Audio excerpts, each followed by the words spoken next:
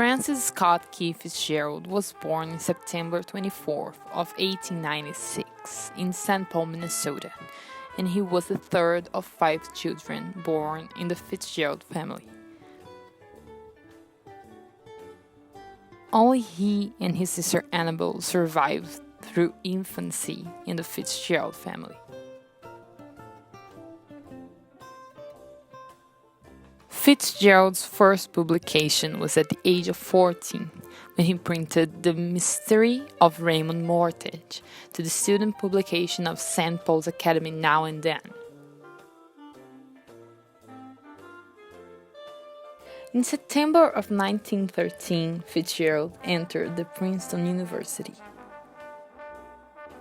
And only 4 years later, Fitzgerald took a break from college to go to the U.S. Army. And only a year after that, Fitzgerald met the love of his life, Zelda Sear, at a ball close to his military camp.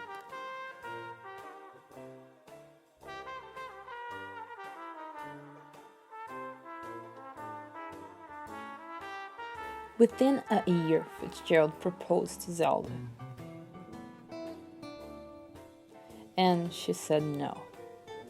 That broke his heart in a million pieces.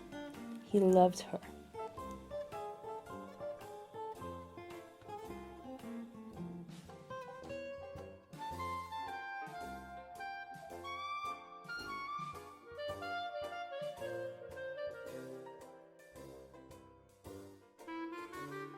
That same year, he published the bestseller of the 20s, the book This Side of Paradise, which was the most lucrative book ever wrote by Scott.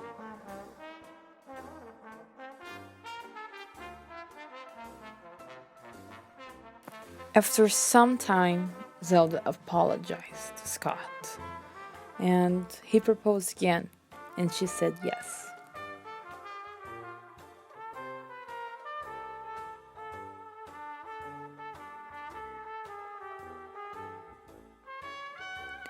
And in March 26 of 1920, Scott Fitzgerald married Zelda Sear.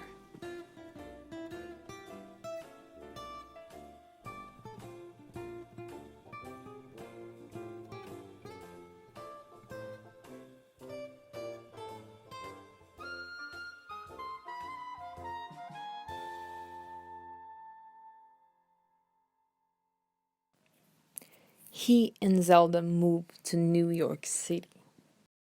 Oh, and I forgot to mention, they loved parties.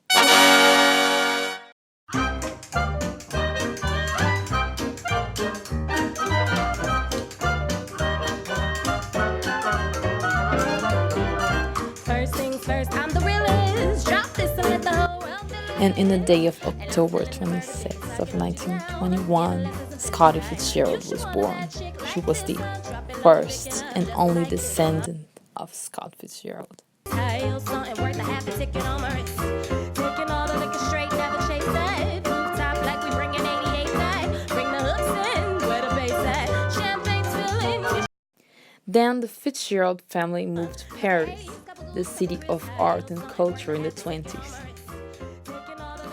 Only a year later, in 1925, The Great Gatsby was released. Many didn't know at the time that The Great Gatsby was going to be one of the most important creations in the American literature. Within a month, Fitzgerald met the great Ernest Hemingway in a bar in Paris.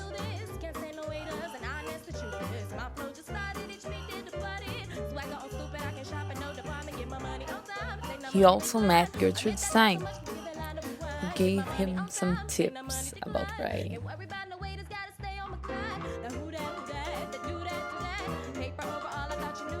And in Paris, Fitzgerald started drinking a lot.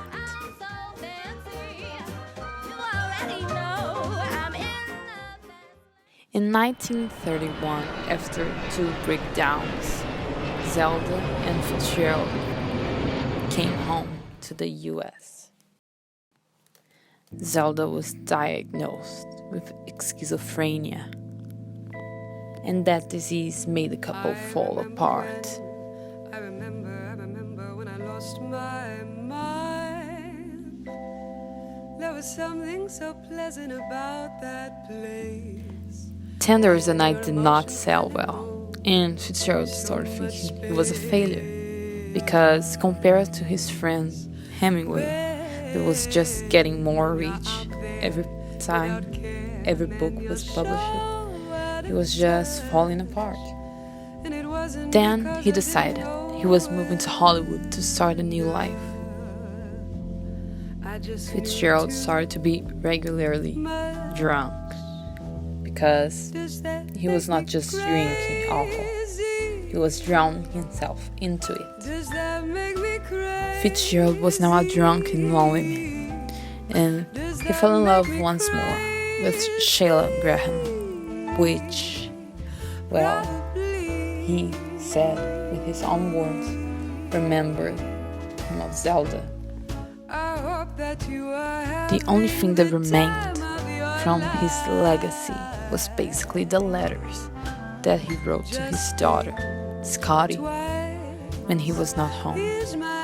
Well, she said that he did not wrote that letters for her, but wrote it to himself to remember of what life he lived.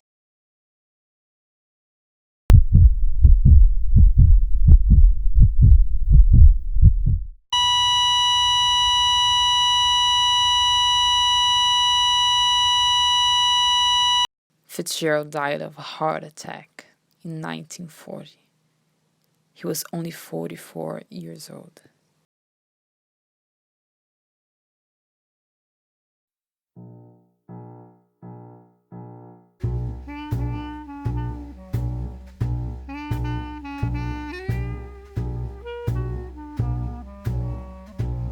Maybe this time I'll be lucky. Maybe this time he'll stay.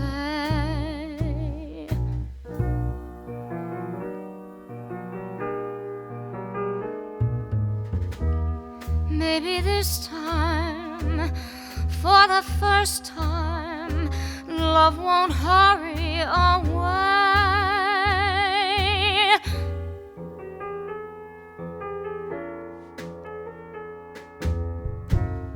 He will hold me fast.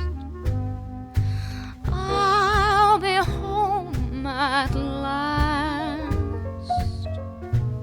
Not a loser anymore like the last time and the time before.